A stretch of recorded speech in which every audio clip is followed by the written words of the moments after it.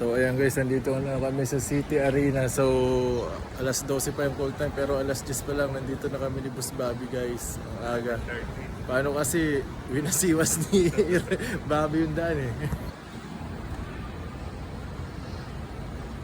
So dahil maaga pa guys, buko-buko muna kami ni Boss Bobby habang siya nagkakain ng kwek-kwek. Ako buko. Kasi kumain naman ako sa bahay. Nagbuto yung asawa ko guys. Kain tayo ng siomay guys. Tapos yung panulak natin buko. Ayan guys, si Kuya Will dumating na. Bigyan ng jacket yan. Kuya Will, pahingin jacket.